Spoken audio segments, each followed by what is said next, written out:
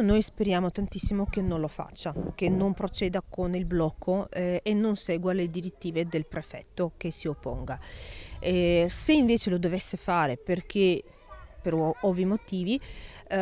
questo creerebbe un danno dal punto di vista legale verso i bambini che stanno per nascere oppure sono già nati ma non sono ancora stati registrati, oppure sono nati ma hanno già il certificato di nascita rilasciato all'estero, come per esempio nel caso di due padri che hanno i figli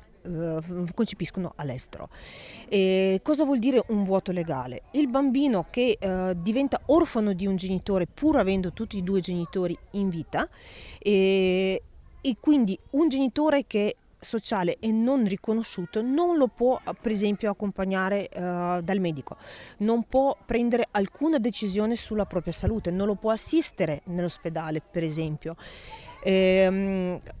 Oppure nei casi ancora più gravi, nel caso della separazione conflittuale di una coppia che avviene normalmente anche con le nostre coppie, nelle nostre coppie, come purtroppo abbiamo già visto e abbiamo una tristissima esperienza con tantissime mamme e tantissimi papà biologici, ehm,